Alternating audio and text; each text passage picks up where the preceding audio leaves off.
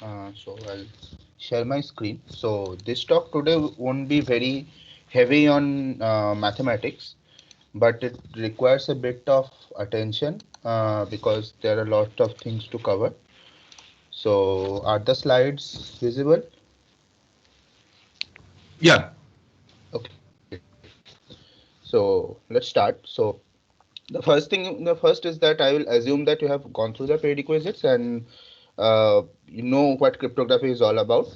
So I will go through a brief primer, but I will go through it very fast. I know that you know everything here. So why do I do cryptography? Because there are two people, Alice and Bob. They want to communicate through an insecure channel, and if they send their messages in clear, say she wants to send her password to him, whatever may be the reason. So an eavesdropper can come in between and say, "Oh, this is the message," and the eavesdropper will understand everything of it.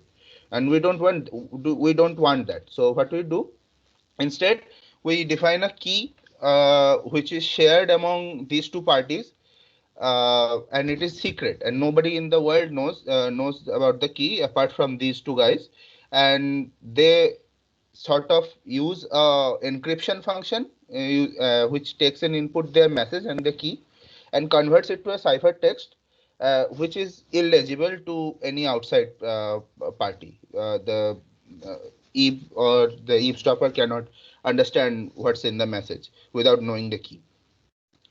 So a little bit more formally, if we go, so we have to generate a cipher text given a encryption function f and a message m and the given key k. And what is the property of this function? The property of the function is as follows: that the given c, we should not be able to get back to m or k. Okay, so this is the property. Like they f should not reveal any I'm sorry, any information about the message itself or the secret key. And the task of a cryptographer is to construct such encryption algorithms or encryption functions. So there are some problems to this. Like I said about, there are secret keys that are shared between these two parties. How do I securely transmit the key itself? I cannot encrypt it with another encryption function. Then I need to. It's like chicken and egg problem if I say it like that. So how do I safely transmit the key among the parties? This is one problem, and the other thing is that you cannot really keep the encryption function secret. If you do that, it first of all, it does not provide any more security than keeping it public. And secondly, if you keep it secret, then maybe there are some security loopholes that you will not know, but the eavesdropper will find out and he will extract your information. So this is called as the famous Kirchhoff principle, that you should not keep this secret. But the last and the most important thing is that how do I guarantee that my function f does not leak information about m and k? So this is the fundamental goal that any cryptography function must try to satisfy, that it should not leak any information. So what happens in the world of cryptography is that somebody comes up with a new encryption algorithm and claims that if they can break this, I mean, if they can break that cipher, then they would be able to solve a particularly hard problem, uh, which is not solvable. So there are some reductions they use. Uh, but then what happens? Few years down the line, people try very hard, and they come up with some logic, some technique to actually crack it out. So and then the algorithm kind of becomes obsolete, and people have to either increase the size of the key or look for new and much more complicated functions. This is how it goes in the world of cryptography. So let's see. So the task of today's topic is to learn about how to break these functions, right? So we'll be talking about cryptanalysis here. So cryptography is all about how do I make these cryptographic algorithms, those F functions, Cryptanalysis is about how do I break. By break, I mean given a ciphertext C, how can I get back to the original message M without knowing the key, or how can I reveal the key itself? So this falls under the branch of cryptanalysis, and the combined term for cryptography and cryptanalysis is known as cryptology. Okay, so there are many attack models in cryptography. The most major and the primary attack models that any beginner level textbook will tell you about are these four. So what is an attack model? Uh, so if you want to develop an attack on a cryptographic system, then you need to have certain assumptions. Without these assumptions, if you publish your attack, then people will not accept it actually. So you have to state that I have made these assumptions, and under these assumptions, this cryptographic algorithm falls prey to my attack. You have to say this kind of things. So there are widely accepted standards here. So these are the four kinds of assumptions of the power of the attacker that you can do. So the first model we'll be talking about is ciphertext only. So what does ciphertext only mean? That you have just got a ciphertext of the, means you on your hand. Suppose you are going through the road and you found certain ciphertext written on paper uh, on the footpath, and you picked it up and you try to decipher what was the actual message on it. So this is kind of the scenario of ciphertext only attack. All right. Next comes known plain text attack. So what happens in the known plain text attack is that you not only know ciphertext, but you also have access to the corresponding plain text. All right. So I mean, think about this. So you don't have the right or power to actually give him a ciphertext or a plain text and get back the plain text or the ciphertext from the algorithm, but you have certain already created pairs of plain text and ciphertext. All right. Okay, just a quick aside. So is the pace very fast that I am going right now? You can reduce a bit. It would be Okay, convenient. okay, cool. So known plain text is like this. So like say, so in ciphertext only attack, what did we do? We said that we found the ciphertext lying on a footpath. All right. And continuing on that example only, in known plain text, we have not only found the ciphertext lying on footpath, but we also have found the corresponding plain text to it lying on footpath. So, say you are moving through the road and you found there is a piece of paper saying that this message encrypts to this ciphertext. All right, and don't have any other information. Maybe the algorithm you know, but you don't know the key. So our main goal here is to find out the key, and or the yeah. So our main goal here is to find out the key. But the algorithm is known that you have encrypted according to some function f, and you know the internals of that function, but you don't know what the secret key is, and you intend to find it out, and you have been given a pair of plain text and the ciphertext. Okay, cool. So next is chosen plain text attack. So what happens in chosen plain text attack is that uh, attacker can choose a plain text and it can obtain the corresponding ciphertext. So it has some kind of access to a device, a black box, that when it gives it the plain text, it just chants out the ciphertext. But yeah, so attacker has this kind of information, but it does not have the key knowledge. Okay, it just have a black box. Okay, and in the world of cryptography, such black boxes are given a name. They are called oracles. So if you know, like in English also, oracle means that like Devbani, like they are voice of God. God, you can talk to God, something like that. So so there is so in chosen plain text you have the encryption oracle. So what you do is like you have the machine, you give it a message. The machine internally knows what the key is, and it gives you the ciphertext back. Okay. So this is the chosen plain text. You have the power to create your own plain text. All right. Okay. So and then you have the chosen ciphertext model. So what happens in chosen ciphertext model is that you have on your hand the decryption oracle.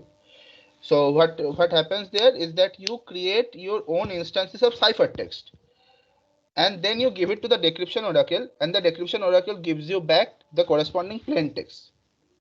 So a quick question to all who are listening here. So if you have been able to follow, then what do you think is the order of power of the attackers here? Like, is chosen plain text more powerful than chosen ciphertext, or is it the other way around? Or like chosen plain text or ciphertext only is the weakest of all? What do you think is the order among these four? Any guesses? The most difficult is only Second should be the ciphertext. strongest. Yeah, please. I think the Uh, first one should be the hardest. Hardest in the sense what? These are the powers given to the attackers. So like, Okay, which so attacker has okay. the most power? So the Among least these. is the first one. Cool. Then. I guess then it should be the second one, and Okay. then I think the last. I mean, I don't know. The last two seem similar. Okay. So The the second order one is seems powerful. the actual order is chosen ciphertext, the order in which the slides are there. Like chosen ciphertext is the highest powerful attacker, then chosen plain text, then known plain text, then ciphertext only. So like see, power of attacker means what it can do. Like if suppose you think if you are God, you have seen everything, then you don't even need to do any kind of operation to find out the key. You already know the key, but you are not God. You are human being. So like in human being we have division of power. Like everybody is not as powerful as the other one. So like chosen ciphertext is the highest power given to any attacker. Then comes the chosen plain text, then come known plain text. So why known is of less power? This is because you don't have control of the content of the information that you have. Like in chosen plain text, chosen ciphertext, you can choose what the plain text and ciphertext you want. Can you ask a question? Yeah, please go ahead. Why is chosen ciphertext of greater power than the chosen plaintext? I mean, it should be equivalent, right? Okay. So basically, they are of quite similar, but chosen ciphertext is of means in power they are similar, but chosen ciphertext is simply a little bit more powerful because what do you say? Like if you have like in the ciphertext actually the same means in plain text what you have like in English language you have semantics, right? You understand what semantics are, right? So like Yes. word orders, there everything is there, but in ciphertext there isn't any semantics. So if you can create valid ciphertext, that means you have more control over what information you have, right? That's why it is a partly a little bit more powerful model. Please, can you explain chosen ciphertext once, just like quickly? Okay, okay, cool. So chosen ciphertext means like first of all understand the what is the idea behind oracle, right? So like if you have, so oracle is like a machine. Okay, suppose it's a machine, and in the machine you give it the plain text, and it on the other side the machine gives you out the sorry it is a decryption oracle, right? So in the input you give it the ciphertext, and the output it gives is the plain text. Okay, but you don't know what happens inside the machine. Okay, but the question is, how do we choose the ciphertext? I mean, we do not know whether the text we are entering is So a that is our valid assumption, ciphertext or not. that is our assumption that we already know what the format of the ciphertext will be. Okay, so this we are assuming. I mean, they're Yeah, this is what we are assuming. So that is why partly a little bit the okay. Yes, chosen then ciphertext is more powerful than a chosen plain text. Because okay, okay, plain I text is understand. plain, like it will be like an English sentence that everybody can create. But the information that you can create the ciphertext like valid ciphertext is something that power must be there. Like it is not of it is an extra power given to the Okay, attacker, yes. right? So that is why chosen ciphertext is a little bit more powerful than chosen. So here you basically assume in the chosen ciphertext that you have the whatever the method, the key for encryption. No, I don't have know the key. That is the idea behind Oracle. I don't know the key, but I can suppose. Okay, let me explain to you. Suppose I know I I have the information that that my mm, ciphertext will be in binary format and it will begin and end with 0101 pattern. Suppose say. So this is the information that I have, that any valid ciphertext will means a ciphertext will be valid if and only if it begins and ends with 0101 pattern. This is an extra information that I have that the chosen plaintext attacker will not have. Okay, but I don't know the key. So I created a ciphertext without knowing what will be the plain text. So I create a 0101, then fill it up with entirely with zeros, then again write 0101 at the end. So this becomes a valid ciphertext, but I don't even know what the key is. Okay, I just blindly created this ciphertext, but I know the info. I know that much, which will make the ciphertext valid. All right. And the decryption oracle, inside the decryption oracle, there is a mechanism which uses the key, but the decryption oracle is kind of a black box, and I only am concerned about the input and output. I don't have the internal workings of the black box. All right. Yeah, yeah. Sure. Okay. Cool. So this is the order of the attackers. Okay. So then we will study cryptanalysis of two ciphers. Okay. So already shift ciphers or Caesar ciphers cryptanalysis has been covered in the last talk. So I will be a little bit quick here. Okay. Okay. So some notations first. So it will be followed throughout the talk. So we'll be using lowercase English alphabets only and no spaces, no numbers. And each letter from A to Z is mapped to 0 to 25. I don't have to tell you how. Like A will be 0, Z will be 25. And we are working everything. Like if I also say addition, it means addition modulo 26. Okay. So everybody here understands what modulo 26 is, right?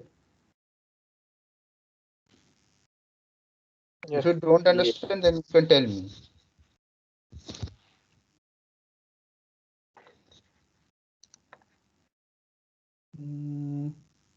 Okay, so Jan says, what if the format of ciphertext is not describable? See, ciphertext will have some format, right? And otherwise, like, how will you output it? Like, it should have some format, and that format is supposed to be known by the adversary. This is the assumption we are taking.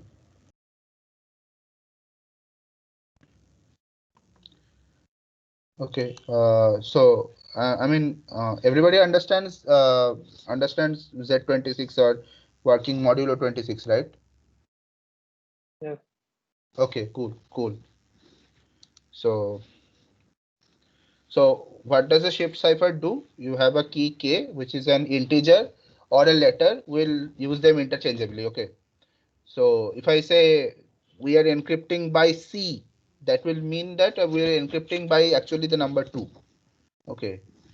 So means everything is mapped between 0 to 25 is mapped to A to Z. I don't have to tell you every time. So what I do is like I add the number to the I add the key to the message and then take modulo 26 once I take the remainder 26. And for decryption, I actually take subtract the number and take modulo 26. So say it is hello cryptography, the message is there. So it like if you encrypt it by 2, then it becomes a random garbage. Something like that. Okay. So is the definition of shift cipher clear? So like so shift Caesar cipher is a specific example of shift cipher. Okay. It uses, I think, k equal to 2 or 3, I guess. Is that fine? Is that definition fine? Every time we have to change the value of k to find something. Okay, so this is a good question. No, in shift cipher we are not doing that. We are not changing k. Our sole goal is to fix the k and encrypt it using that, and then we actually do what we like. Then in cryptanalysis part we actually try to find out what fixed k we used. Okay, k For is a fixed. particular method, we have only no, it's fine. I got it. Yeah. You got it right. Okay, cool. Okay. So what? How do you attack this cipher? How do you find out what k is? So a brute force technique is like there are only 26 possible k's, right? Uh, what you do is like you try to means you replace k here by any number between 0 to 26.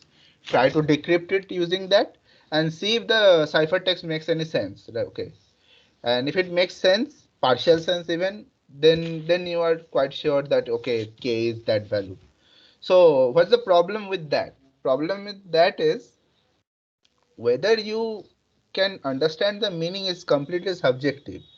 What if I'm not transmitting something in proper I mean it's in English, but it's not like it is some kind of secret code that not everybody will know. Okay. uh, and then again like in English you have 26 alphabets. Suppose you go to Mandarin, they have 10,000 alphabets, so the key can be from 0 to 10,000 minus 1, right? So what will you do then? If you use shift ciphers in Mandarin, that will be a horrible thing to do, right? So brute force is not very smart to do. So what we do is like we take some statistical approach.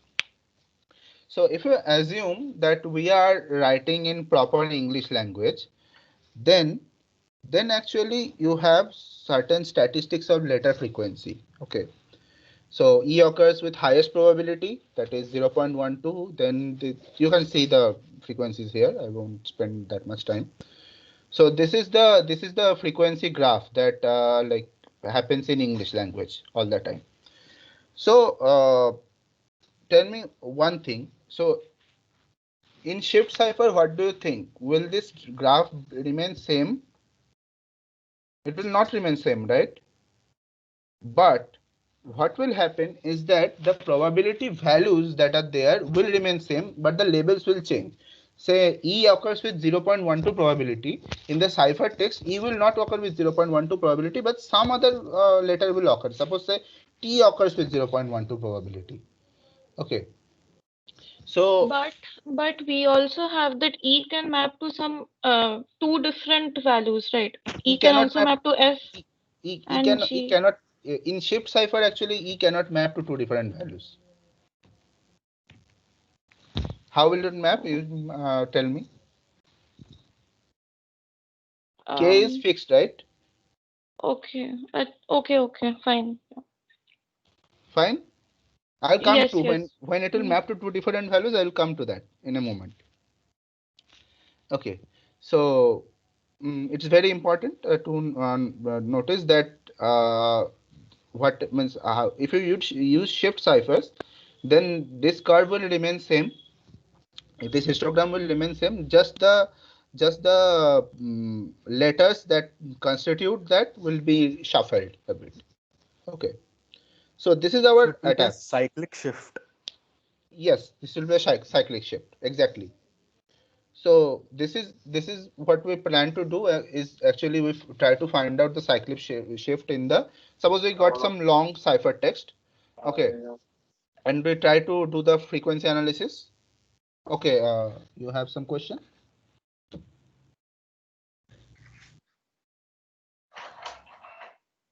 I guess not. Okay. So, so we try to find out what means what are the difference between the peaks of the uh, frequency curves of the English language and ciphertext. Okay, we do the statistical frequency analysis of the ciphertext and try to find this out. So that is pretty much it for shift cipher. So if you do this, you are pretty sure you will find out what the key is.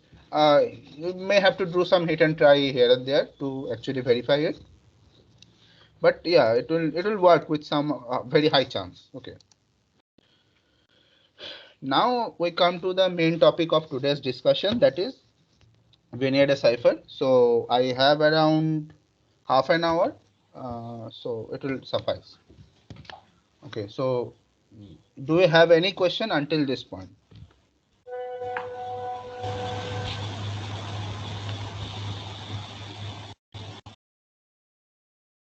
Okay, let me carry on. If you have, just interrupt me. Okay. So what is Vinayada cipher? So just as who said, Sohini, you said, right? E can map to two different letters. Yeah, so that was the weakness of shift cipher, that E cannot map to two different letters, and that's how we got to the statistical analysis and cracked it. Okay, so shift ciphers are example of something which is known as monoalphabetic ciphers. So there one letter can map to only one letter, not two letters in single ciphertext. But Vinayada cipher is an example of polyalphabetic cipher. In polyalphabetic cipher, we have like one letter can map to multiple different letters, and multiple and a single letter can map back to many different plain text letters also. Okay, so it's like a many-to-many mapping. No longer it is one-to-one mapping, so you cannot really use the statistical approach here that directly. So this is how. So think of it like, do you think that polyalphabetic ciphers will be uh, harder to crack than shift ciphers? Understand that, right? Say yes or no. Like, I want some response. Yes, yeah. Okay, cool. Yes.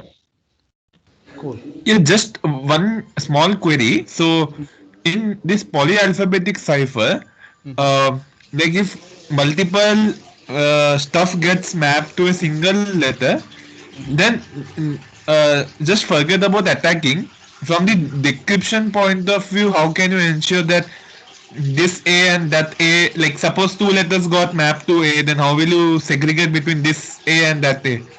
Okay, just let me show you the encryption scheme of Vinayada cipher. The answer will be evident. I think the Well, position I think position of the A matters. So Yeah. Yeah, even I was also thinking that. Yeah, so let me show you what Vinayada cipher it does.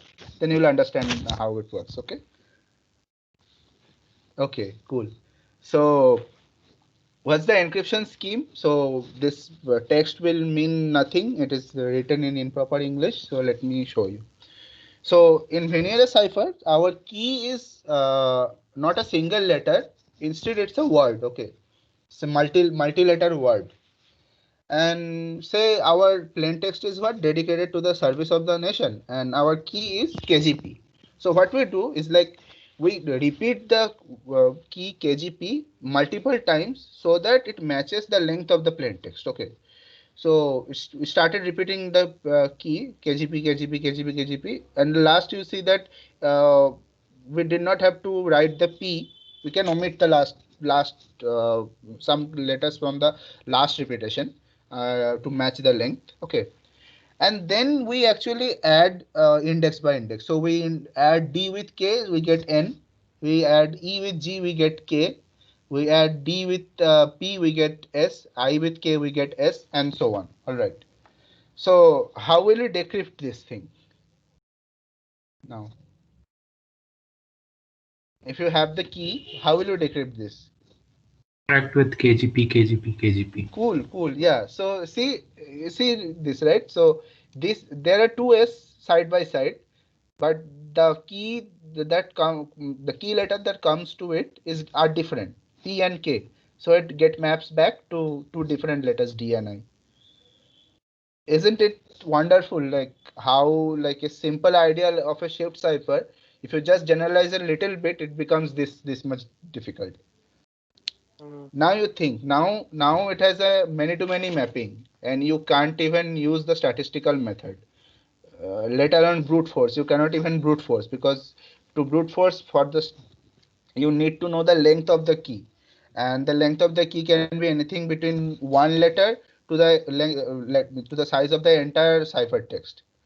So it will become something like an exponential complexity, like O of 26 to the power n. It will be the complexity of brute force will be something like that.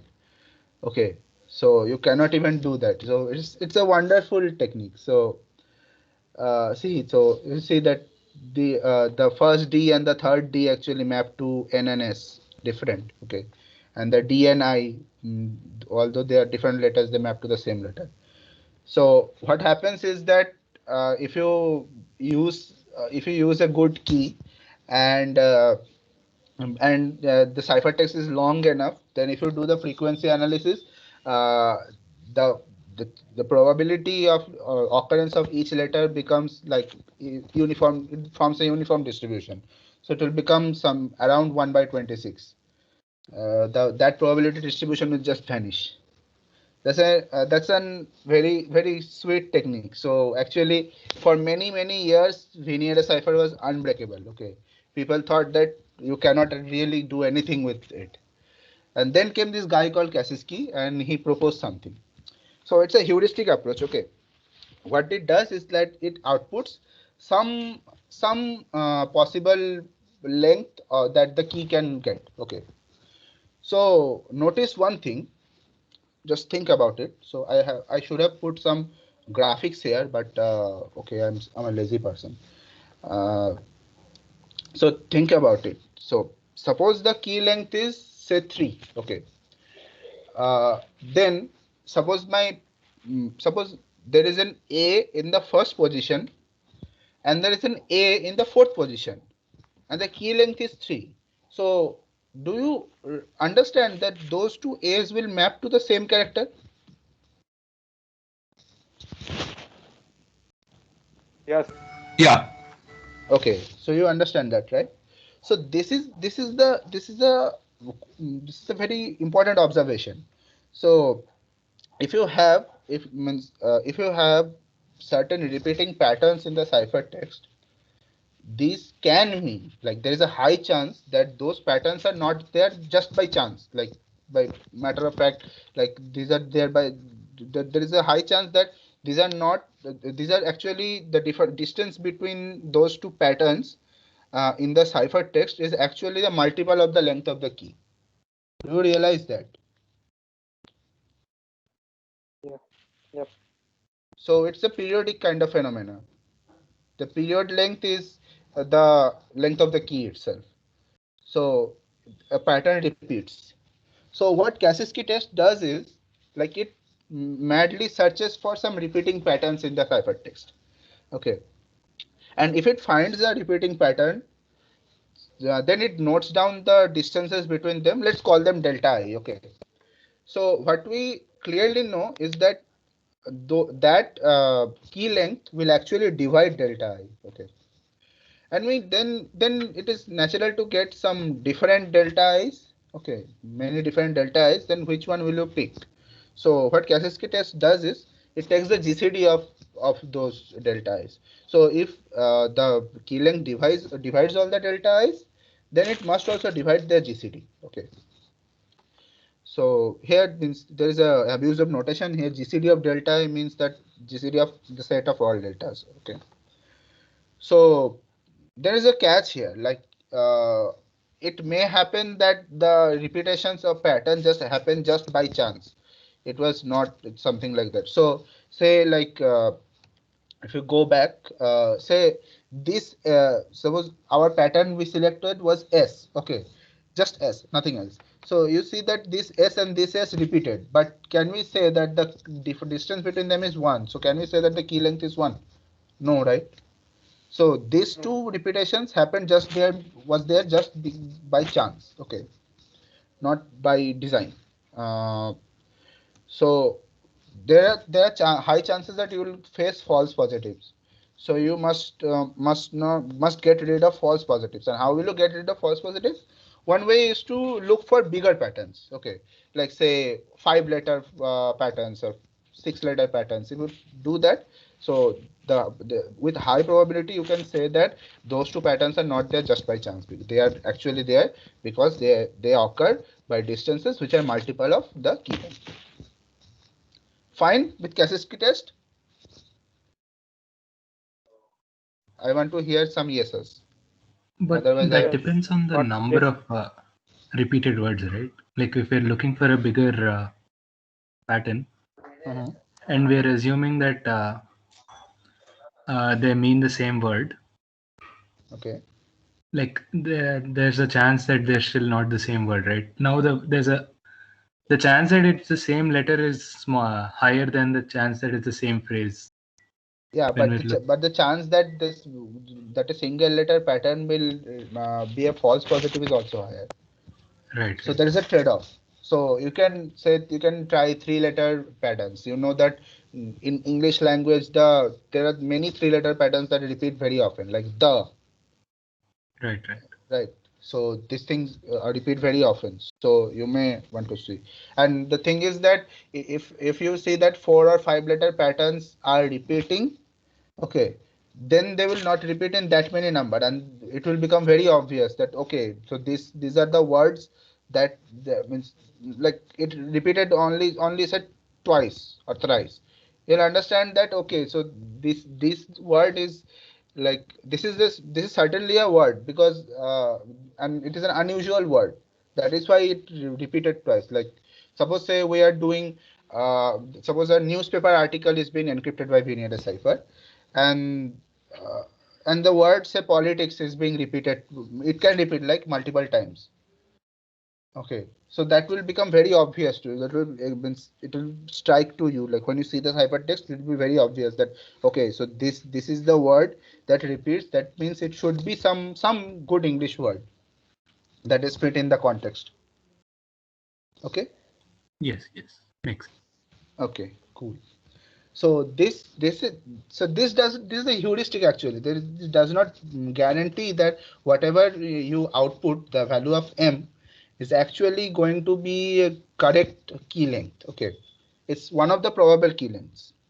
So it can output actually many key lengths. Now you need some way to confirm it. Okay, and to confirm it, we use a tool called index of coincidence. This is also a statistical tool. So index of coincidence is defined for a string. Okay, so I defined a string called x, and it is consisting of letters x1, x2. So this does not mean that they are being multiplied. Okay, it only means that it is a string. So x1 can be but k, x2 can be g, x3 can be p. So three-letter string of x1, x2, x3 we will call, if it is KGP, we can do it like that. Okay. Sorry. So index of coincidence just means that if you pick randomly two letters together from this string, then what is the probability that these two strings are equal? Sorry, these two letters are equal. Okay. So if you perform total probability, what will it be? Like I pick up two strings given that those strings are A. Plus I pick up two strings. I'm sorry, I'm confusing letters with strings. I pick up two letters, they are A. Plus I pick up two letters given they are B, and so on, right? And up to I pick up two letters given they are Z in the last. So it will be like if you pick up two letters and the letter frequencies are given by Fi, where I runs from 0 to 25 for all our alphabet. Then you pick up two letters, then it becomes Fi choose 2 of the ith letter and divided by n choose 2, and you add them up, you get that. So you understand the definition of index of coincidence? How this formula is derived? Yes. Like like just one small query, like by two random elements of x being identical, you mean after we apply shift that cipher, or No. It's just a string. Don't consider anything like it's. okay, Consider out of cryptography. It's just a okay, okay, statistical okay, measure. Okay, so you have a okay, okay, string and you pick up two letters from it. All right. So okay, so okay, if okay, so if I denote the probability of occurrence of A by by P0, which where P0 is like Fi by n, then you can see that this actually is pretty close to sum over Pi square. Okay, so like it will be like P into Fi minus 1 divided by n minus 1. But if you ignore those ones, then you will be Pi square around. Okay, so how will index of coincidence help here? Let's see. So if you're working in English language or some shift of the English language, then the IC is around 0.065. It comes from that letter statistics graph that I showed. Okay. And if it is a random piece of text like an output of the Venera cipher, then the IC will actually be 0.038. Okay. So there is a big jump between them. It's around double. All right. So let's see how it will help. So I told you that if two same plain text are separated by a distance which is multiple of the key length, then they are going to be mapped to the same ciphertext. So do you realize that this actually, so if you take like the first letter, then the mth letter, then the m plus, sorry, first and then the m plus 1th letter, then the 2m plus 1th letter, and so on, and combine them into a string, that will actually make it a instance of shift cipher?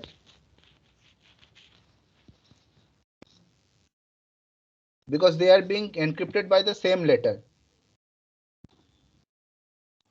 Could you repeat it once more? Okay, so let me go back to that diagram. So I am telling that I take the first letter, then I take the fourth letter, then I take the what letter it is, then I take the T, which is like D comes Seven. with seventh, okay, and so on. If I try to do that, then all of these letters are actually encrypted by the same key letter, right? That is the K. Yes. So So what this becomes a cipher, shift Caesar's. cipher. this becomes an instance of shift cipher where the key is K. Okay. Okay. So what I do is this. I create suppose I suspect from Kaspersky test that my key length will be m. Okay, so I split the ciphertext into m such strings such that the first string y1 will have the first letter, then the m plus 1th letter, then the 2m plus 1th letter, and so on. The second string will have the second letter, then the m plus second letter, then the 2m plus second letter, and so on. And in that way, I go to ym, which will have the mth letter, then the 2mth letter, then the 3mth letter, and so on. You understand how this construction? Yes. So basically, we are jotting down those letters which have the same key.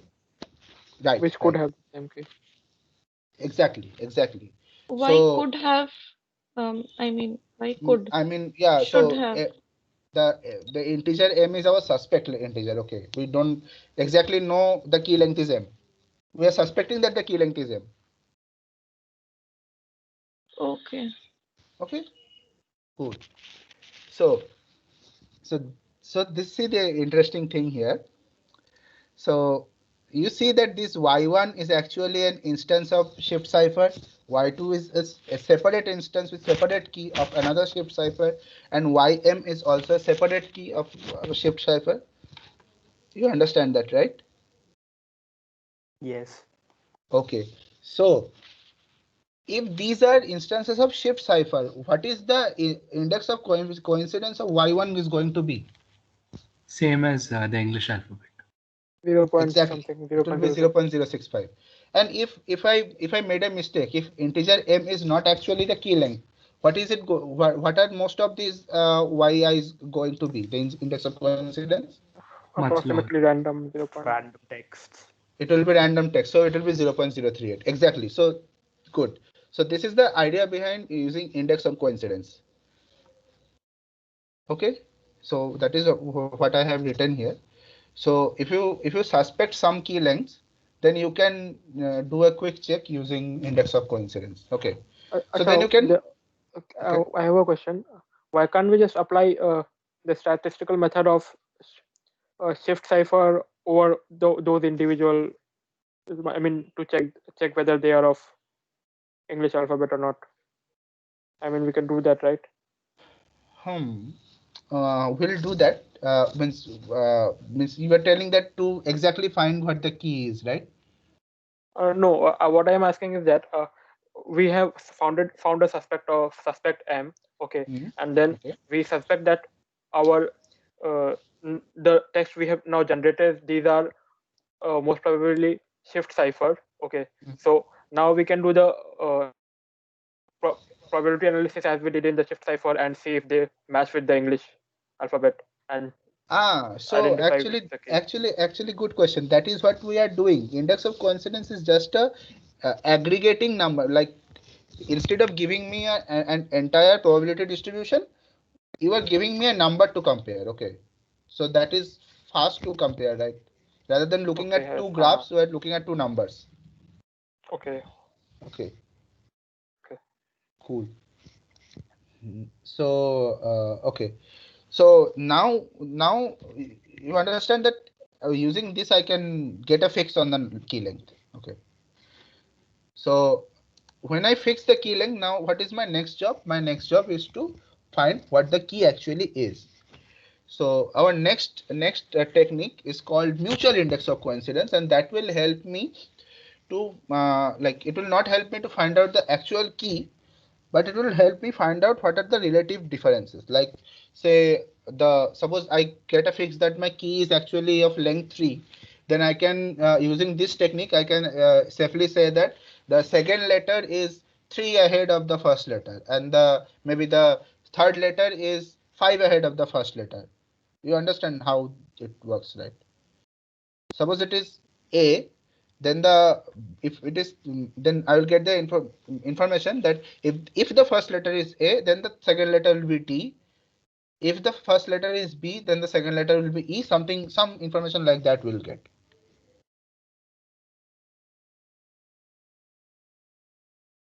You understand the significance of it? Yes. Okay. Means like you mean in the cipher text, you mean like A and D, or like where? No, in the key. The key is actually a word. Okay, right? okay, in the key. Okay, fine. Okay, so in that example, we had KGP as our key. Suppose not take the KGP. Suppose our key was ABC. Then using mutual index of coincidence, we would be able to tell that the second letter of the key is 1 ahead of the first letter, and the third letter of the key is 2 ahead of the first letter. That we would be able to tell. Okay, so what is mutual index of coincidence? The concept is similar to index of coincidence. Here we consider two different strings of length n and n dash, and what we try to do is like we pick two random elements of string 1 and string 2 and try to see if they are same. So what is the probability that they are same is actually the index of coincidence. So this is defined as this. Okay. So this is how this is the definition. So one thing to note here is that if the two strings that we are taking x and y come from the same probability distribution of letters, then this MIC actually becomes equal to the IC.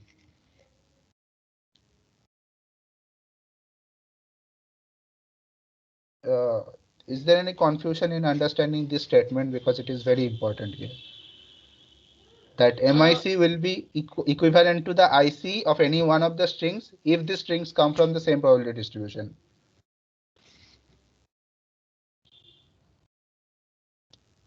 You mean that basically that pi and pi dash will be same? Yeah, the pi and pi dash will be same. So basically pi dash was basically the probability corresponding to that yia position, right? Yes, yes, yes. Okay. Okay. So It should be. yeah, It please go on. won't be exactly the same, right? Because we're taking F5. What do you call it? Frequencies. FIC2. So there'll Oh, be. yeah, that's what I showed, right? That it is approximately equal to pi square sum, right? Right. Okay. It Fine. will be approx equal. It will be approx equal. Bear with me. Just a moment. Okay.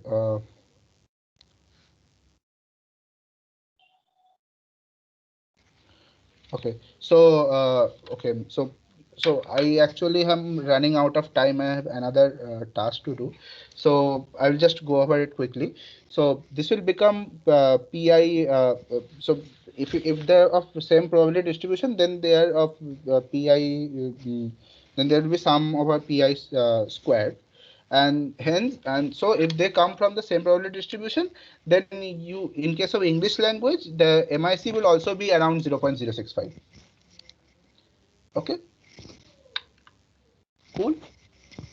Mm. So Okay. okay, so I'll just go over quickly, okay, because I have another task to do. So remember those YIs we created. So where did it go? These wires, we are still using those YIs. So what we are doing is that we are calculating the mutual index of coincidence among y1 and the rest. Okay. So say that if both y1 and yj for any j have are shifted by the same amount, then they will come from the same probability distribution, and hence the MIC will be 0.065, right? Yes. Okay. Yes. And if they are not, then it will be random. It will be around that 0.03, 0.04 bound. Okay. Mm.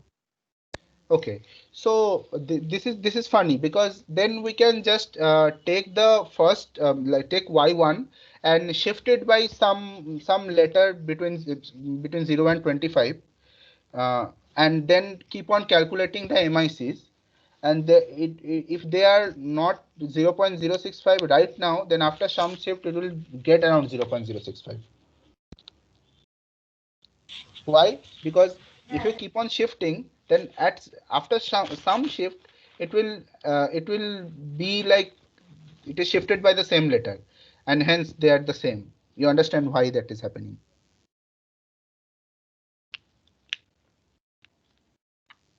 You take the y1. Yeah, it's clear actually. Yeah, fine, right? So that is how, like, if you keep on doing that and you hit the 0.065 number, then you will be, then you can surely say that the jth letter of the key is actually p ahead of the first letter.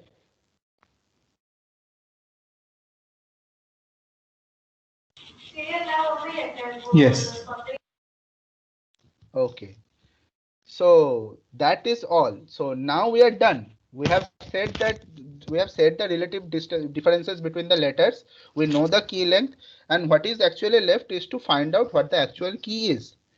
And for that, what can be there? Like there is 26 possible keys left now, right? So you can just brute force. Like you Yeah, can yeah. do Yeah, 26. it was obvious from that point. Yeah. So so there is a demerit, that is, it is statistical attack and it is not guaranteed to work every time, and it requires a substantial big amount of ciphertext to become accurate. Uh, and okay, so I have prepared a demo for this, but actually I don't have time and I have somewhere to go. So please, I'm sorry for that. Uh, okay. Like, Uh, if they open the slides, can they see the demo? No, I will, if they want the demo, then I can post it in GitHub and send them a link. Yeah, you can do that thing. Whenever you're free, just tell me. I'll submit it. Like I'll tell them to Okay. have a look when they are Okay, so free. some quick parting words. So these are the references. This is a very good book, Douglas R. Stinson, and I actually learned this technique from our cryptography class, DM sirs.